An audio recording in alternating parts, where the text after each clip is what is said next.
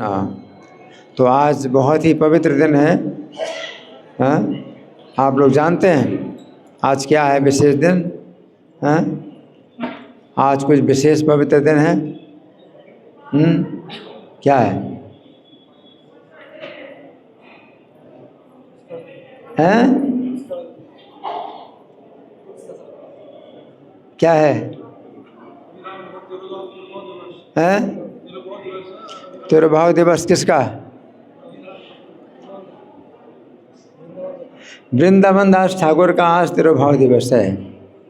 वृंदावन दास ठाकुर का आज तिरुभाव दिवस है। बहुत ही विशेष दिन है। महान आचार्य, हमारे गौड़ीय संप्रदाय के महान आचार्य, उनका बहुत बड़ा योगदान। उन्होंने एक ही ग्रंथ लिखा, उस ग्रंथ के द्वारा उन्होंने संपूर्ण गौड़ीय संप्रदाय का बहुत बड़ा जो है कार्य किया है। वृंदावन दास ठाकुर ने एक ही ग्रंथ लिखा। कौन सा ग्रंथ लिखा? चैतन्य भागवत। चैतन्य भागवत एक ऐसा ग्रंथ लिखा है जिससे कि संपूर्ण गौड़ीय संप्रदाय उनका जो है चिरकाल के लिए ऋणी है।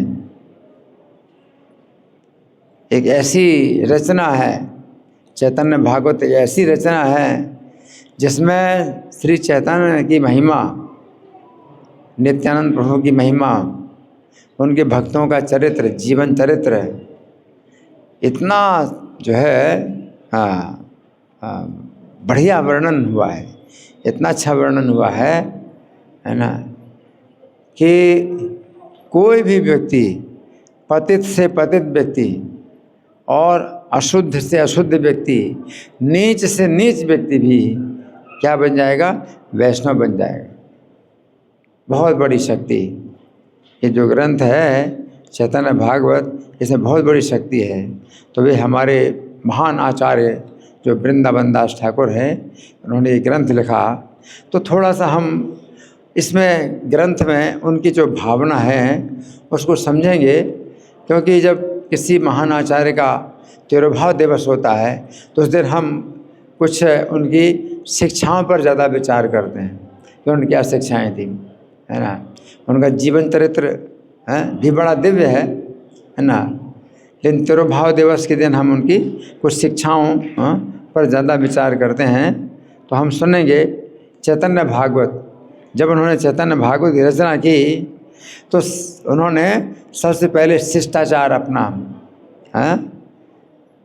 अपना शिष्टाचार प्रस्तुत किया। क्या शिष्टाचार है? क्या कहते हैं? मैं सबसे पहले श्री चैतन्य महाप्रभु के प्रिय भक्तों के चरणों में वंदना करता हूँ, है ना।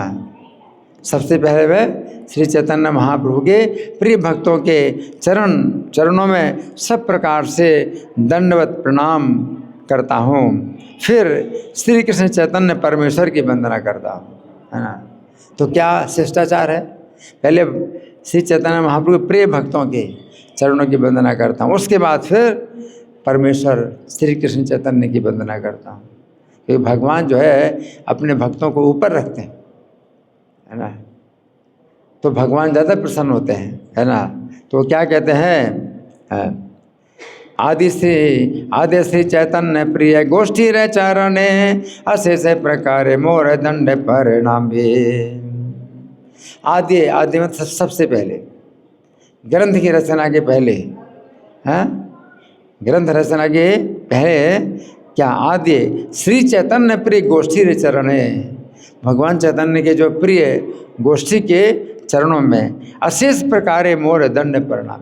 अशेष प्रकार माने सब प्रकार से। अशेष का मतलब है कि शेष रहे नहीं, सब प्रकार से मैं जो है उनके चरणों में क्या करता हूँ? दंड प्रणाम करता हूँ। दंड का मतलब है डंडे की तरह प्रणाम करना। शरीर को जो है डंडे की तरह जब लंबा कर दिया जाता है, लेट करके पूरा शरीर एक दंड के समान लंबा कर देते हैं। दोनों हाथों को फैला देते हैं, दोनों पैरों को फैला देते हैं और एक डंडा जैसा शरीर बन जाता है ना। तो इस प्रकार से मैं जो है उनके जो प्रिय भक्तों के चरणों में सब प्रकार से दंडवत प्रणाम करता हूँ।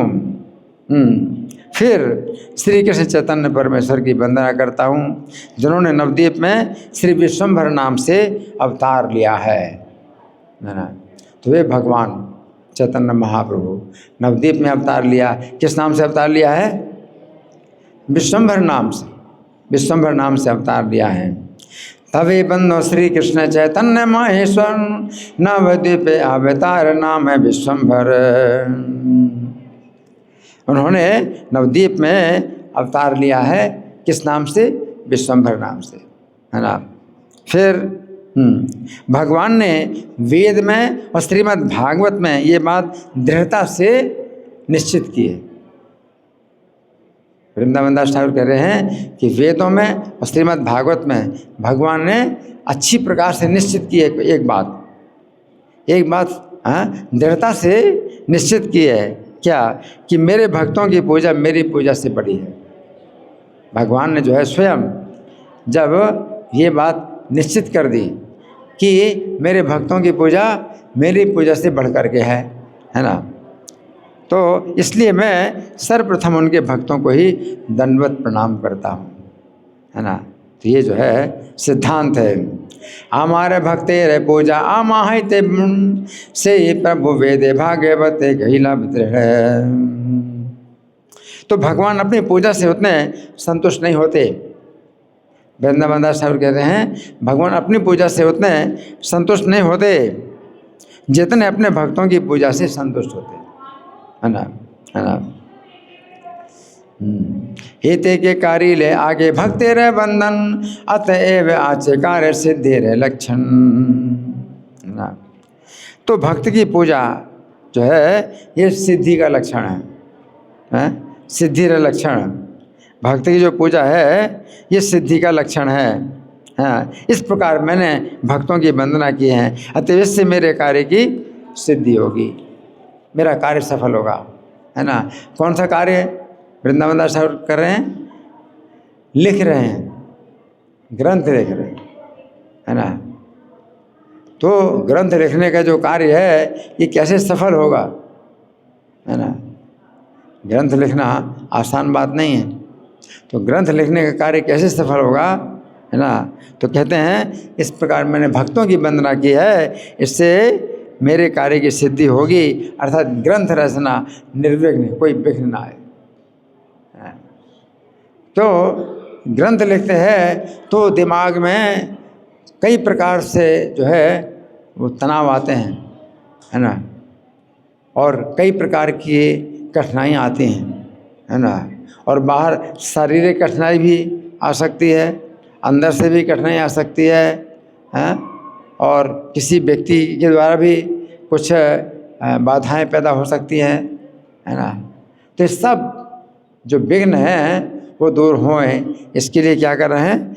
मैं भक्तों की वंदना कर रहा हूँ, इसलिए मैंने भक्तों की वंदना की है। इससे मेरा जो ग्रंथ कार्य है ये निर्विघ्न संपन्न होगा, है ना। फिर मैं अपने इष्ट देव नित्यानंद की वंदना करता हूँ, नित्यानंद प्रभु की वंदना करता हूँ, है ना। नित्यानंद प्रभु मेरे इष्ट देव हैं, है ना। मैं अपने इष्ट देव नित्यानंद प्रभु की वंदना करता हूँ, जिनके हजारों मुखों से श्री कृष्ण का गुणगान होता है। उनके 1000 मुख हैं, शेष जी के रूप में 1000 मुख हैं, 1000 मुखों से कृष्ण का गुणगान करते हैं। वो मेरे इष्ट देव हैं। कौन? नित्यानंद प्रभु, है ना। इष्ट देव बंद मोर नित्यानंद राय, चैतन्य कीर्तन स्फुरे जहाँ रे कृपा। वही शेष रूप से हजारों मुखों से चैतन्य महाप्रभु का यश गान कर रहे हैं। सहस्त्र बदन बंद प्रभु बलराम, जहाँ रे सहस्त्र मुख्य कृष्ण जसोधाम। तो जैसे बहुत कीमती रत्न हो, कोई बहुत कीमती रत्न हो तो अति प्रिय व्यक्ति के पास सुरक्षित रखा जाता है। बहुत कीमती रत्न है तो अपना सबसे ज़्यादा प्रिय व्यक्ति हो उसके पास सुरक्षित रखा जाता है कीमती रत्न को। उसी प्रकार से भगवान श्री कृष्ण का जो गुण हैं, श्री कृष्ण के जो गुण हैं, हाँ, तो वो जो है अनंत देव के मुख में सुरक्षित हैं, अनंत देव के मुख में सुरक्षित हैं, हाँ, भगवान के गुण, है ना। जैसे कोई फाइल होती है, आप कंप्यूटर में सुरक्षित रखते हैं, कंप्यूटर में भी विश्वास नहीं होता है तो कुछ और भी अलग से आप उसको सीडी में करते हैं, सेव करते हैं, तो बहुत आपको सुरक्षित रखना पड़ता है ना। तो इसी प्रकार से भगवान के गुण, तो भगवान के गुण कहाँ सुरक्षित रखे जाएं? हाँ, अनंत देव के मुखों में, हजार मुख, है ना। तो हमेशा गुण वो वर्णन करते रहते हैं। इस प्रकार से सुरक्षा होती है, भगवान के गुणों की सुरक्षा होती है अनंत देव के मुखों में। महारत्न थोई जैन महाप्रिय स्थाने, जसो रत्न भांडार श्री अनंत बदने। इसलिए पहले बलराम की स्तुति मैं कर रहा हूँ, क्योंकि उनके मुख से भगवान के गुणों का वर्णन होता है, बलराम जी के मुख से भगवान के गुणों का वर्णन होता है। अतएव आगे बलरामेर स्तवन, करिले से मुख्य सूर्य चैतन्य कीर्तन।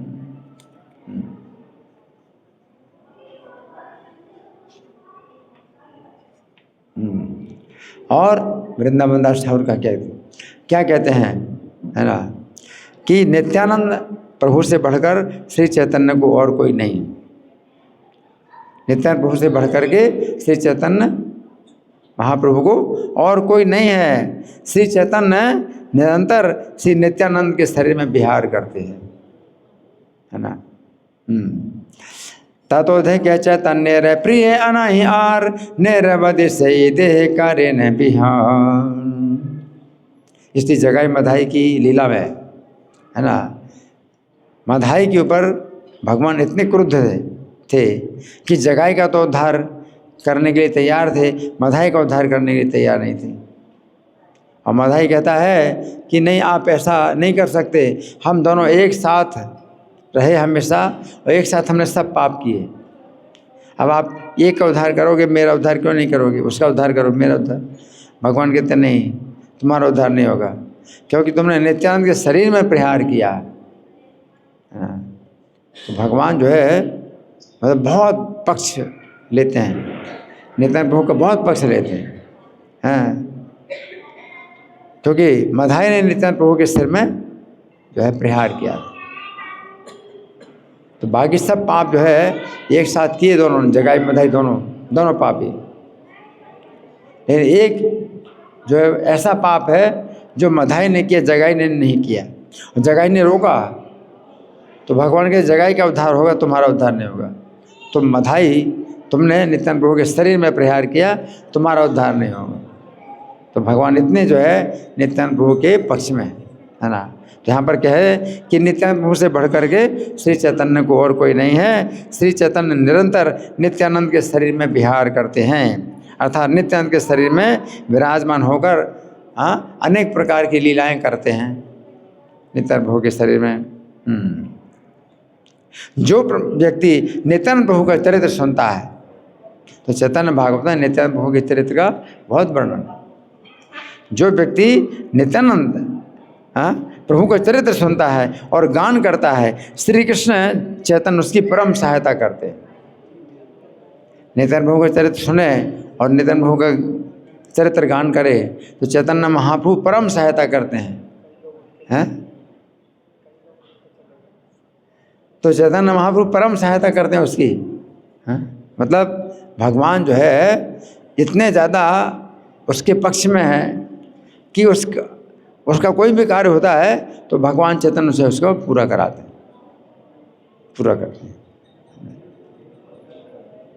उसके बड़े बड़े कार्य भी जो है भगवान चैतन्य पूरे करा देते हैं, परम सहायता करते हैं। अगर परम सहायता करें तो फिर क्या है ना, बड़े बड़े कार्य भी जो उसके वह पूरे कराते हैं, है ना।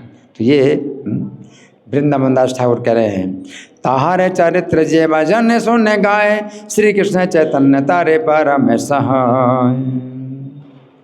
जो व्यक्ति है ना, उस व्यक्ति के प्रति महादेव और पार्वती जी भी परम प्रसन्न होते हैं कि महादेव पार्वती चैतन्य के भक्त हैं। चैतन्य महाप्रभु अगर परम सहायता करेंगे उसकी, तो महेश और पार्वती भी जो उसके साथ हमेशा रहते हैं। और उसी जिह्वा पर सरस्वती देवी नृत्य करती है। तो नित्यानंद प्रभु की जो है अगर कोई सेवा करता है, उनका गुणगान सुनता है, गुणगान करता है, तो सरस्वती भी उसके जिह्वा पर नृत्य करती।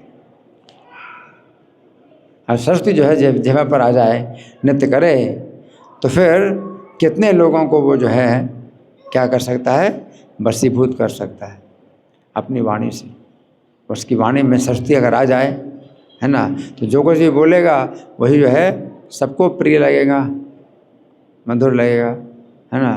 तो सरस्वती विहार करती है, उसकी वाणी में शुद्ध सरस्वती देवी नृत्य करती है ना। महाप्रीत हन ताने महेश पार्वती, जे मई स्फुरतार शुद्ध सरस्वती, है ना।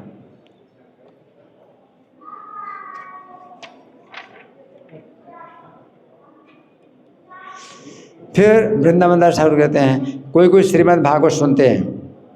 अब श्रीमद् भागवत सुनना बहुत बड़ी बात है, श्रीमद् भागवत सुनना ये बहुत बड़ी बात है। लेकिन श्रीमद् भागवत सुनकर भी जिसको श्री नित्यानंद में प्रेम नहीं है, तो उसे विष्णु और वैष्णवों का प्रेम कभी प्राप्त नहीं हो सकता, है ना। क्या है, श्रीमद् भागवत सुन करके भी नित्यानंद में अगर प्रेम नहीं है, तो उसे विष्णु वैष्णवों का प्रेम कभी प्राप्त नहीं हो सकता।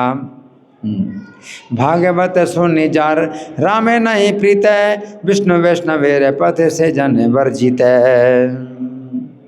जो श्रीमद् भागवत को नहीं मानता, वो तो यवन के समान है। जो श्रीमद् भागवत को नहीं मानता वो यवन के समान है। उसको तो जन्म जन्म में यमराज दंड देते हैं। जो श्रीमद् भागवत को नहीं मानता उसको जन्म जन्म यमराज दंड देते हैं। भागवत जे न माने से यवन सम, तार शास्त्र आछे जन्मे जन्मे प्रभु जम। तो चैतन्य महाप्रभु के अतिशय प्रिय है नित्यानंद प्रभु।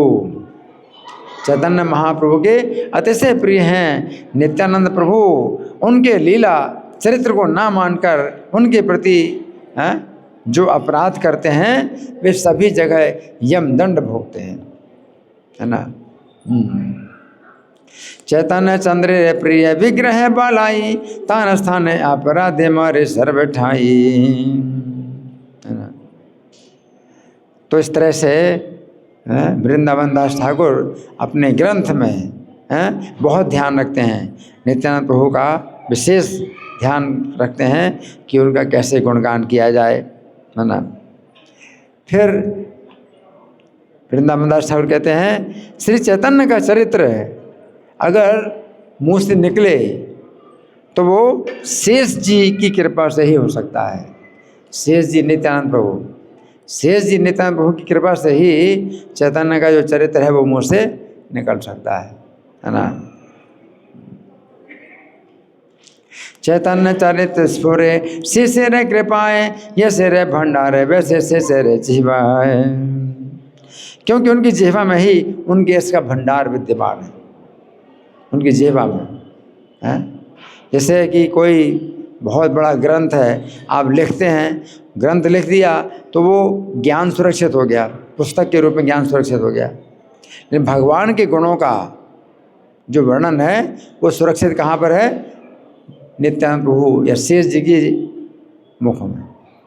शेष जी के मुखों में भंडार है, भगवान के गुणों का भंडार शेष जी के मुख में है ना, है ना। तो पहले किताबें नहीं लिखी जाती थी, किताबें नहीं लिखी जाती थी। लोगों के पास जितना ज्ञान है, ज्ञान का भंडार उनके दिमाग में रहता था, स्मृति में रहती थी। तो जब किताब ना लिखी जाए, है ना, तो लोगों के दिमाग में स्मृति रहेगी, है ना। लेकिन भगवान कृष्ण के गुणों का जो भंडार है वो शेष जी के मुखों में सुरक्षित, उनकी जिह्वा में सुरक्षित है, उनके 1000 मुख हैं, तो प्रत्येक मुख में 2-2 जिह्वा है, तो कितनी जिह्वा हो गई? 2000 जिह्वा।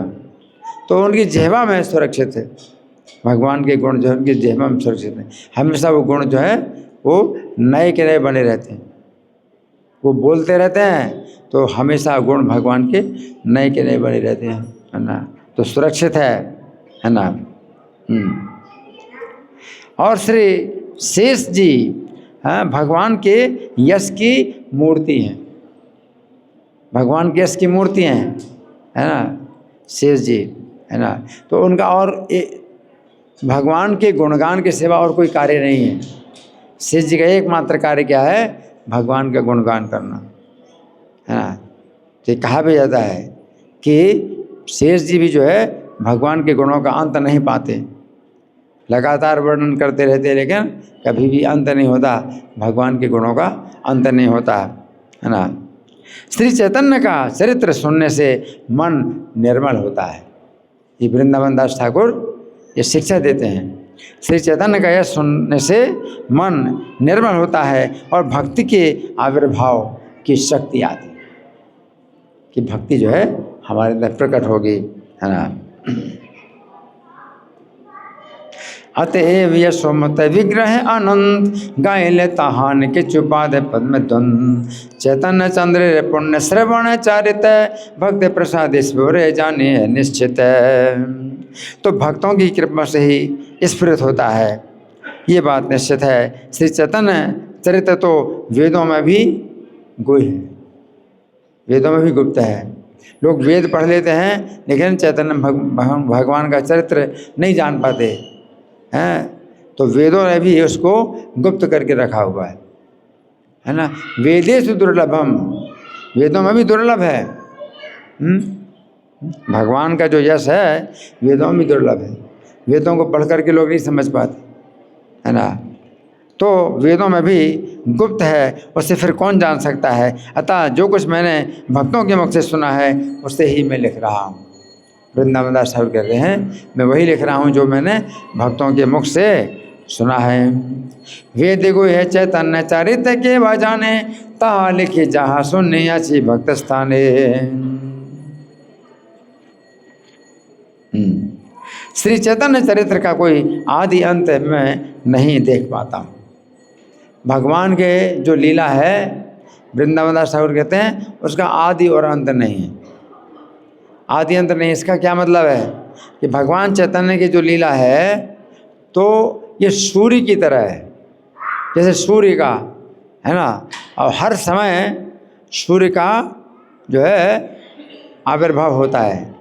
अगर एक स्थान में सूर्य का आविर्भाव हुआ, है ना, तो फिर वहाँ से दूसरे स्थान में आविर्भाव होता। तो हर समय सूर्य का उदय कहीं ना कहीं हो रहा है ना। तो सूर्य का ऐसा आप नहीं कह सकते कि भाई हाँ आदि है या अंत है, हैं? कि हर समय सूर्य का आविर्भाव हो रहा है और सूर्यास्त भी हर जगह हो रहा है, हर समय सूर्यास्त भी हो रहा है। किसी स्थान पर सूर्य का उदय हो रहा है और उसी समय दूसरे स्थान पर सूर्य का अस्त भी हो रहा है ना।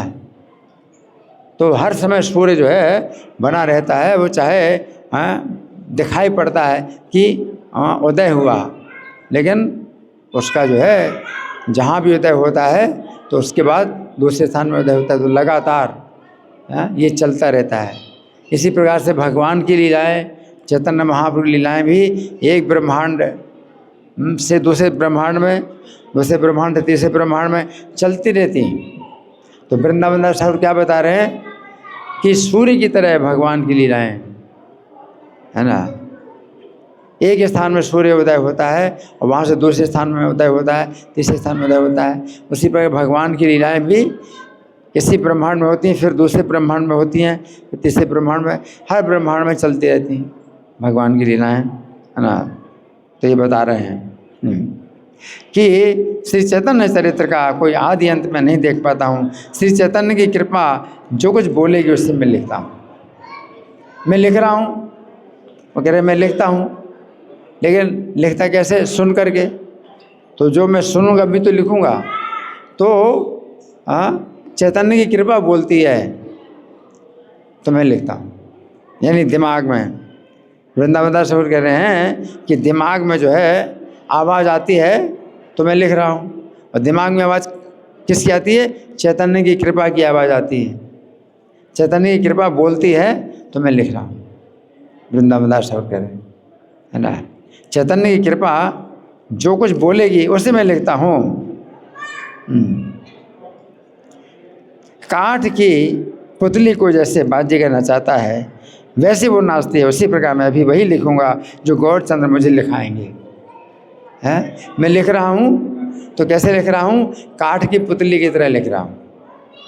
काठ की पुतली, है ना, जैसे कोई बच्चा होता है ना, तो बच्चे के हाथ में आप कलम पकड़ा देते हैं, लेकिन उसके हाथ को जो है पकड़ करके आप लिख रहे हैं, तो वो बच्चा थोड़ी लिख रहा है, हैं, उसके हाथ को पकड़ के वो कलम पकड़े हैं और आप उस बच्चे के हाथ को पकड़ करके लिख रहे हैं। तो कौन लिख रहा है? आप लिख रहे हैं। बच्चे के हाथ में तो केवल कलम ही पकड़े हुए है, बाकी लिख तो आप ही रहे हैं। तो इसी प्रकार से वो वृंदावन दास ठाकुर कह रहे हैं कि कठपुतली जैसे लिखे। तो जो लिखवाने वाला है वो लिखता है, कठपुतली तो केवल पकड़े हुए है, कलम को पकड़े हुए। उसी प्रकार से मैं जो है केवल कलम को पकड़े हुए हूँ और चैतन्य महाप्रभु मेरे हाथ को भी चला रहे हैं, मेरे हाथ भी चला रहे हैं चैतन्य महाप्रभु। तो जो कुछ वो लिखवाते हैं वही मैं लिखता हूँ। इस तरह से वृंदावन दास ठाकुर कह रहे हैं। काष्ठे रे पोता ले जेन को हो के ना चाहे ए मत गौरे चंद्र मोरे जी बोला। समस्त वैष्णवों के चरणों में नमस्कार करता हूँ, मेरे इस ग्रंथ में कोई अपराध ना बने। चिंता है, क्या चिंता है? कि इस ग्रंथ के लिखने में कि मेरा कोई अपराध ना बने, क्यों लिखना है ना। तो कभी हम लिखते हैं तो उसमें कभी जो है निंदा भी होती है किसी की, है ना, कोई अपराध ना हो जाए मेरा, है ना, तो ये चिंता होनी चाहिए। हम ग्रंथ लिखते हैं तो कई बार ग्रंथ लिखने में क्या है कि किसी की बात आ गई तो उसके बारे में उल्टा भी लिख दिया, है ना। तो दिमाग में अगर राग द्वेष बना हुआ है और राग द्वेष से जो है अगर आप लिखते हैं तो किसी व्यक्ति के बारे में आप जो है फिर उल्टी बात लिख देंगे। तो वृंदावन दास ठाकुर क्या कह रहे हैं कि इस ग्रंथ के लेखन में मेरा कोई अपराध ना बने, अर्थात श्री चैतन्य चरित्र असीम और अपरिमित है, मैं उन्हें लिख करके सीमित करूँगा, ये अपराध मेरा ग्रहण ना करना है। तो ये इतना ही लिखा, चैतन्य महापुरुष चरित्र तो असीमित है और मैं अगर लिखूँगा तो सीमित कर दूँगा, तो ये भी मेरा अपराध है ना। तो वैष्णव लोग जो है मेरा अपराध ग्रहण ना करें। सर्वे वैष्णवे रे पाए मोरे नमस्कार, इते अपराध किछु न हो के अमार। हे श्रोतागण, श्री चैतन्य कथा को मन देकर सुनिए। वृंदावन दास ठाकुर क्या कह रहे हैं, है ना, हम सब लोगों को आदेश दे रहे हैं, श्रोतागण, हाँ सुनो इसको। कैसे सुनो? मन दे करके सुनो, मन दे करके सुनो। पहले अपना मन यहाँ दो कथा में, फिर सुनो, मन दो, है ना। मन आपका कहाँ है? मन कहीं दूसरी जगह छोड़ करके आप बैठे तो नहीं है कि मन कहीं और है ना। तो क्या कह रहे हैं? मन दे करके सुनो हे श्रोतागण, है ना, ऐसा कह रहे हैं। मन दिया सुन भाई श्री चैतन्य कथा, भक्त संगे जय जय लीला कैला जथा जथा। कि आप लोग मन दे करके सुनिए, जिस जिस भक्ति के साथ जैसी जैसी लीला की है उसको मैं वर्णन करूँगा। चैतन्य महाप्रभु अपने सभी भक्तों के साथ में, एक एक भक्ति के साथ में अलग अलग प्रकार की लीलाएं करते हैं, है ना। उसको जो है मन लगा करके सुनो, और प्रत्येक लीला जो है अपने आप में अनूठी है, प्रत्येक लीला उनकी अनूठी है ना।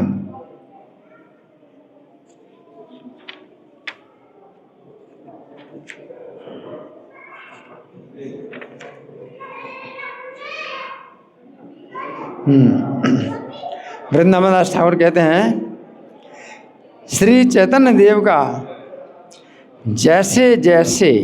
जैसे तैसे जो भी महिमा गान करता है, नित्यानंद प्रभु उस व्यक्ति के प्रति अति प्रीति करते हैं।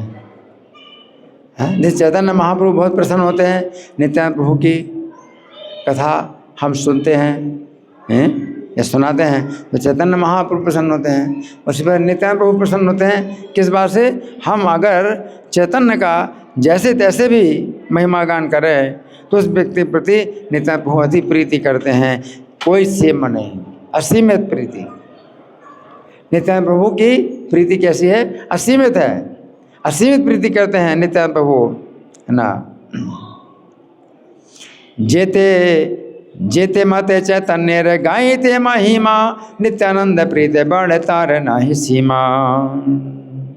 तो धरणीधर श्री नित्यानंद प्रभु के चरण ही मुझे श्री गौरांग को प्रदान करें, वही एकमात्र मेरी गति है। तो नित्यानंद प्रभु को क्या कहा है? धरणीधर। क्योंकि शेष जी रूप में क्या धारण करते हैं? धरणी, पूरी पृथ्वी। तो पूरी पृथ्वी शेष जी के रूप में धारण करते हैं। तो उनके 1000 फणों में से उनको पता नहीं चलता कौन से फण में पृथ्वी को धारण किया हुआ है। और कितना बड़ा शरीर है उनका। शेष जी का शरीर कितना बड़ा है कि इतनी बड़ी पृथ्वी का जो है उन्हें पता नहीं चलता कि कौन से फण में रखी है। जैसे सरसों का दाना आपके सिर में कोई रख दे तो आपको पता चलेगा? नहीं पता चलेगा। उसी प्रकार से धरणीधर नित्यानंद प्रभु जो है धरणीधर कहलाते हैं। तो धरणीधर नित्यानंद प्रभु के चरण ही मुझे श्री गौरांग प्रदान करें। नित्यानंद प्रभु के चरणों से ही गौरांग की प्राप्ति होती है और वही एकमात्र मेरी गति है। और क्या कहते हैं कि गौरांग की असंख्य लीलाओं का जो है विस्तार करने के लिए वेद व्यास ही समर्थ हैं। वेद व्यास ही समर्थ हैं गौरांग की असंख्य लीलाओं का विस्तार करने में, विस्तार, है ना। तो जो वृंदावन दास ठाकुर कह रहे हैं कि वेद व्यास ही समर्थ हैं, इसका क्या मतलब है? वेद व्यास तो वे स्वयं है। वृंदावन दास ठाकुर स्वयं वेद व्यास हैं। कौन से वेद व्यास हैं? जो इस द्वापर के अंत में हुए थे। ये जो 28वां द्वापर बीत गया, इस द्वापर के अंत में जो वेद व्यास हुए थे तो वही वेद व्यास वृंदावन दास ठाकुर के रूप में आए। तो द्वापर के अंत में जब प्रकट हुए थे वेद व्यास तो उन्होंने चैतन्य महाप्रभु चरित्र नहीं लिखा पुराणों में, नहीं लिखा पुराणों में। क्यों नहीं लिखा? क्योंकि चैतन्य महाप्रभु नहीं चाहते कि उनके अवतार से पहले उनका चरित्र लिखा जाए। चैतन्य महाप्रभु नहीं चाहते, इसलिए उन्होंने चैतन्य महाप्रभु चरित्र नहीं लिखा, क्योंकि आगे होगा, है ना। लेकिन जब चैतन्य महाप्रभु अपना चरित्र करके और चले गए अपने धाम, तब वही वेद व्यास जी वृंदावन दास ठाकुर के रूप में आए और चैतन्य चरित्र लिखा। क्योंकि उनकी इच्छा थी, लेकिन वो इच्छा जो है उस समय वो अपनी पूरी नहीं कर पाए। कि चैतन्य महाप्रभु अवतार नहीं हुआ तो पुराण 18 पुराण लिखे, उनमें चैतन्य महाप्रभु चरित्र नहीं लिखवाए, है ना। लेकिन अब वृंदावन दास ठाकुर कहते हैं कि आगे जो फिर से द्वापर आएगा, आइए 28वां कलयुग चल रहा है, इसके बाद 29वां सतयुग आएगा, फिर 29वां त्रेता आएगा, फिर 29वां द्वापर आएगा। तो 29वें द्वापर के अंत में जो दूसरे व्यास होंगे वो फिर चैतन्य महाप्रभु चरित्र 18 पुराणों में लिखेंगे, वो लिखेंगे। क्यों? क्योंकि चैतन्य महाप्रभु की लीला हो चुकी है ना। तो लीला होने के बाद तो हम जितना भी चाहे उतना उनका प्रचार करें और उनका जो है उनको प्रकाशित करें, है ना, उतनी अच्छा है। लेकिन चैतन्य महाप्रभु अपने अवतार के समय नहीं चाहते कि हम उनको प्रकाशित करें, वो छिपे अपने को छिपाते हैं, है ना। तो वृंदावन दास ठाकुर कहेंगे आगे जो व्यास जी होंगे उनके पास इतनी सामर्थ्य है, 18 पुराणों में वो कथा लिखें चैतन्य महाप्रभु। जैसे 18 पुराणों में श्री कृष्ण की कथा मिलती है और श्री राम कथा मिलती है, सभी पुराणों में मिलती है ना। लेकिन 29वें द्वापर के अंत में जब व्यास होंगे तो वो जब 18 पुराण लिखेंगे तो उन 18 पुराणों में राम कथा जैसे मिलती है, कृष्ण कथा जैसे मिलती है, उसी प्रकार चैतन्य कथा भी मिले, वो लिखेंगे। तो कह रहे हैं कि वो समर्थ हैं। शीर्षखंड चैतन्य अनंत विलास विस्तारिय वर्णित आचे न वेद व्यास।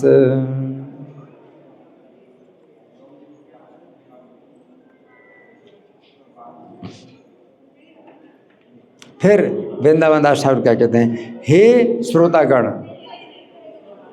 श्रोतागण कौन है? ये जो बैठे, जो सब जितने लोग बैठे हुए हैं यहाँ सुन रहे हैं, उनको क्या कह रहे हैं, हे श्रोतागण, श्रद्धा पूर्वक इन देवताओं की स्तुति सुनिए। वो वर्णन आ चुका है, भगवान चैतन्य का जब अवतार हुआ तो ब्रह्मा आदि देवताओं ने स्तुति की। तो वो क्या कह रहे हैं वृंदावन दास ठाकुर, श्रद्धा पूर्वक इन देवताओं की स्तुति को सुनिए। इस रहस्य को श्रवण करने से श्री कृष्ण में रति मति उत्पन्न होती है। श्रवण करने से ही श्री कृष्ण में रति और मति उत्पन्न होती है ना। तो कई लोग ये कहते हैं कि भाई सुनने से क्या होगा, आपको कुछ प्रैक्टिकल करना चाहिए, सुनने से क्या होगा, है ना। तो लोग जानते नहीं हैं कि सुनना ही इतना बड़ा प्रैक्टिकल है। अगर सुनने मात्र से ही कृष्ण में रति और मति उत्पन्न हो गई तो और क्या रह गया प्राप्त करने के लिए। तो सुनने से ही श्री कृष्ण में रति मति उत्पन्न होती है। ये है 45-46। भक्ति करे ब्रह्मादि देवे स्तुति जय गोपे श्रवण है कृष्ण रति मति। हे सर्व पिता श्रीमन महाप्रभु आपकी जय हो, जय हो। आपका अवतार संकीर्तन के लिए है, आपकी जय हो, जय हो। वेद धर्म साधु एवं ब्राह्मणों के पालन करने वाले भगवान पालन करते हैं। पहला वेद का, भगवान वेद का पालन करते हैं, वेद की रक्षा करते हैं। वेद, दूसरा धर्म, भगवान धर्म का पालन करते हैं, धर्म की रक्षा करते हैं, दूसरा है। और तीसरा साधु, भगवान साधु का पालन करते हैं, साधु की रक्षा करते हैं। और चौथा ब्राह्मण, ब्राह्मणों का भगवान पालन करते हैं, उनकी रक्षा करते हैं, है ना। तो कितने हैं?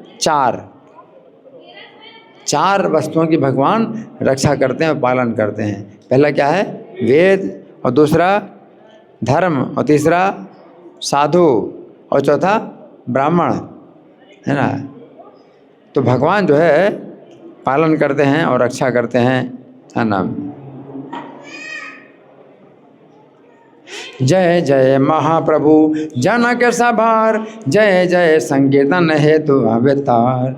जय जय वेद धर्म साधु विप्रपाल, जय जय अभक्त मर्दन महाकाल। और आप अभक्त को मर्दन करने के लिए महाकाल रूप है, अभक्तों को दंड देने के लिए। अभक्त मर्दन, मर्दन का तो है पिटाई, है ना, छटाई, जो भी कहें। अभक्तों को मर्दन करने के लिए आप क्या हैं? महाकाल है ना, अभक्त मर्दन।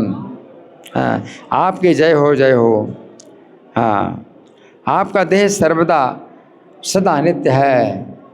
आपका देह कैसा है? सर्वदा सदा नित्य है। जय जय सर्व सत्यमय कलेवर, जय जय इच्छामय महामहेश्वर। तो सर्वदा सत्य है, आपका कलेवर सर्वदा सत्य है। क्योंकि सामान्य लोग क्या सोचते हैं कि जैसे कई लोग पैदा हुए और मर गए, है ना, ऐसे ही भगवान का भी अवतार होता है और ख़त्म हो जाता है। उनका शरीर भी जो है एक पैदा हुआ और ख़त्म हो गया। लेकिन भगवान का शरीर ऐसा नहीं है। भगवान जन्म लेने की लीला करते हैं, लेकिन उनका शरीर हमेशा सत्य रहता है। हमारा शरीर असत अचित निरानंद है और भगवान का शरीर कैसा है?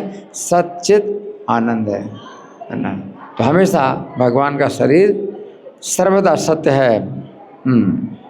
आपकी जय हो, जय हो। हे इच्छामय स्वतंत्र महामहेश्वर, आपकी जय हो, जय हो। आप कोटि कोटि ब्रह्मांडों के आश्रय होकर के भी श्री सच्ची घर में प्रकाशित हुए हैं। क्या है? करोड़ों करोड़ों ब्रह्मांड आपके उदर में है और वही भगवान सच्ची माता के उदर में निवास करते हैं। कितना विरोधाभास है ना? ये बताया है। हाँ। जे तुम्हें आनंद कोटि ब्रह्मांडे रहवास, ते तुम्हें श्री सच्चे गर्भ करीला प्रकाश।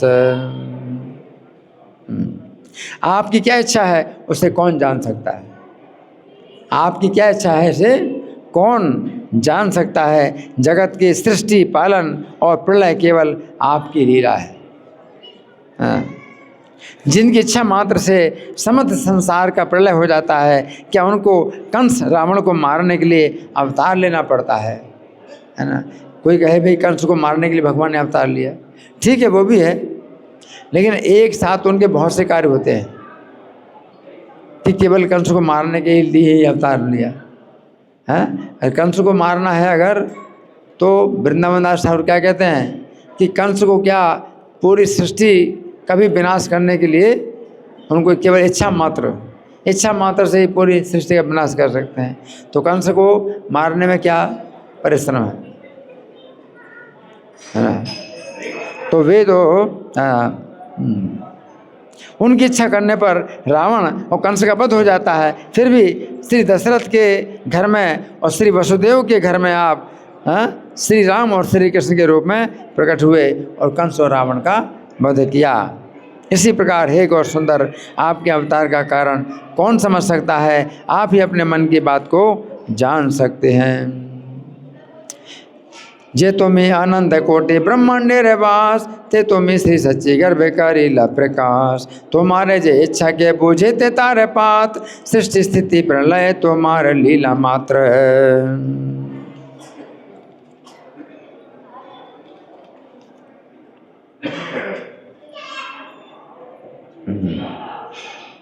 नित्यानंद प्रभु का आविर्भाव माघ शुक्ला त्रयोदशी को हुआ था। कौन सा? माघ महीना, और पक्ष कौन सा है? शुक्ल पक्ष, और तिथि क्या है? त्रयोदशी। माघ शुक्ला त्रयोदशी को नित्यानंद प्रभु का आविर्भाव हुआ था और गौरचंद्र का आविर्भाव हुआ फाल्गुन पूर्णिमा के दिन।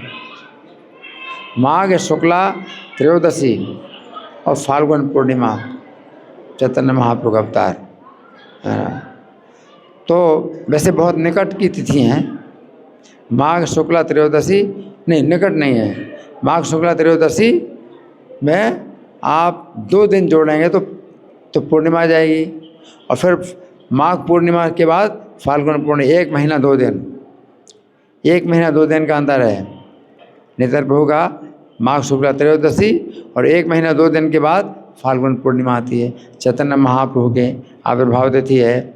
तो इन दोनों पुण्य तिथियों पर सब प्रकार की यात्रा मंगलमय होती है। अगर कोई यात्रा करे इस दिन तो यात्रा मंगलमय होती है ना। नित्यानंद जन्म माघ शुक्ला त्रयोदशी, गौरचंद्र प्रकाश फूलगौनी पूर्णमासी। सर्व यात्रा मंगल ए द्वि पुण्य तिथि, सर्व शुभ लग्न अधिष्ठान है इति। इन दोनों तिथियों पर सब प्रकार की यात्रा मंगलमय होती है और ये समस्त मंगलों की अधिष्ठान रूपा है।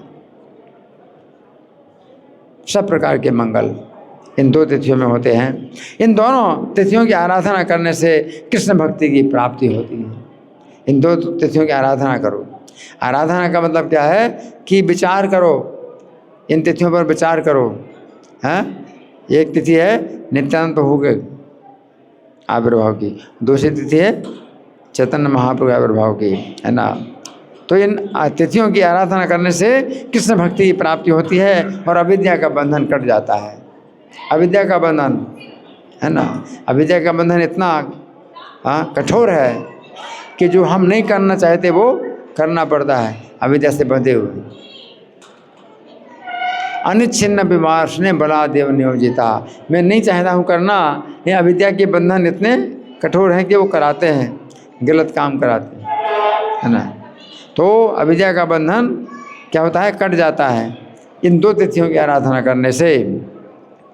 श्री भगवान की जन्म तिथियाँ जैसे पवित्र होती हैं, उसी प्रकार वैष्णवों की जन्म तिथियाँ भी पवित्र जानना चाहिए। भगवान की जन्म तिथि की तरह वैष्णवों की जन्म तिथि भी मानना चाहिए।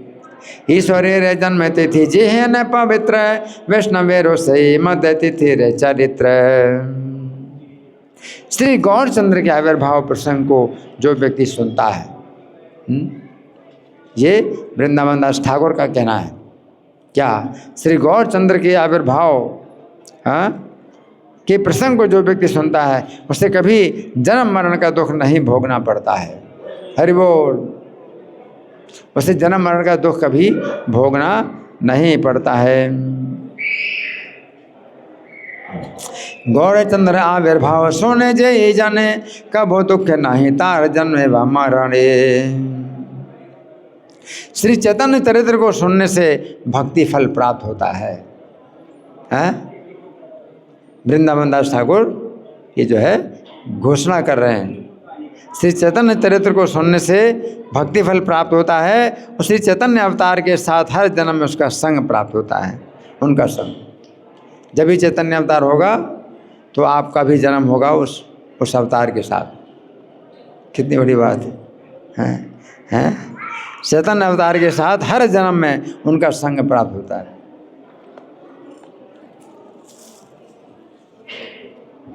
जो चैतन्य महाप्रभु अवतार ब्रह्मा जी के एक दिन में एक बार होता है, एक कल्प में एक बार होता है, तो प्रत्येक कल्प में अवतार होगा उनका, है ना।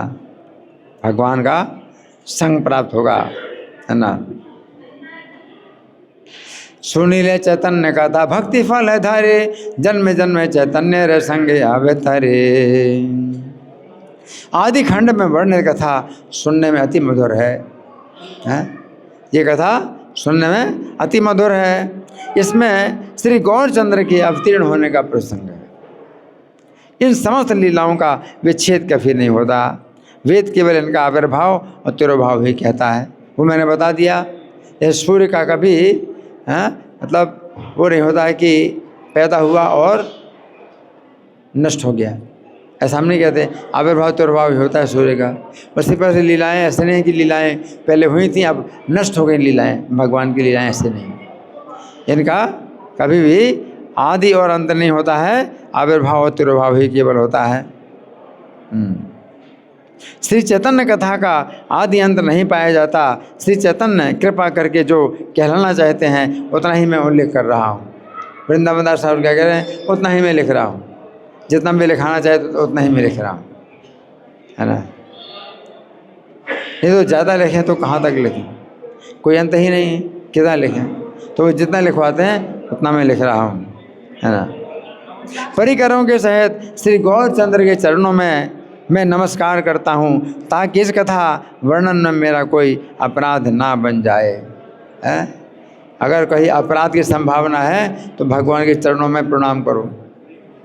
अभय अभय चरण अरविंद, भगवान के चरणों में अभय है। भगवान के चरणों में प्रणाम करेंगे तो आपका अभय दूर हो जाएगा कि आपने कोई अपराध कर दिया है ना। तो मैं चैतन्य गौरचंद्र के चरणों में मैं नमस्कार करता हूँ, ताकि इस कथा वर्णन में मेरा कोई अपराध ना बन जाए। भक्त संग गौरचंद्र पदे नमस्कार, इथे अपराध किछु न हो गए अमार। हे श्री कृष्ण चैतन्य, हे नित्यानंद, आप मुझे प्राणों के समान प्रिय हो। ये प्रार्थना, क्या प्रार्थना है कि हे चैतन्य और हे नित्यानंद, आप मुझे प्राणों के समान प्रिय हो, है ना। एक ऐसा है कि कामे नारी प्यार जमी, लोभी प्रिय जमिदाम, तिमि रघुनाथ है निरंतर, प्रिय लागो मोहि राम।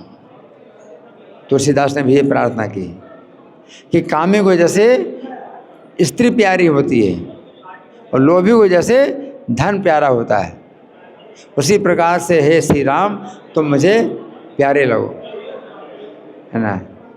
तो इसी प्रकार से यहाँ वृंदावन दास ठाकुर भी प्रार्थना करते हैं कि हे श्री कृष्ण चैतन्य और हे नित्यानंद आप मुझे प्राणों के समान प्रिय हो। मतलब मेरी इच्छा है, मैं चाहता हूँ कि आप मुझे प्राणों के समान लगें, हैं। तो मैं आपके युगल चरणों में गान करता हूँ। श्री कृष्ण चैतन्य नित्यानंद चांद जान वृंदावन दास द्रुपद युगे गान। तो वृंदावन दास ठाकुर का आज तिरुभाव दिवस है ना। तो हमें वृंदावन दास ठाकुर से आज के दिन प्रार्थना करनी चाहिए, है ना, कि उन्होंने जैसा ग्रंथ चैतन्य भागवत प्रदान किया है तो हमारी वाणी में भी जो है उनकी कृपा से कुछ एक कृपा का बिंदु आ जाए हमारी वाणी में, तो हमारा जीवन सफल हो जाए। श्रील वृंदावन दास ठाकुर तिरुभाव तिथि महाभूषण की जय, श्रील प्रभुपाद की जय। हरे कृष्णा।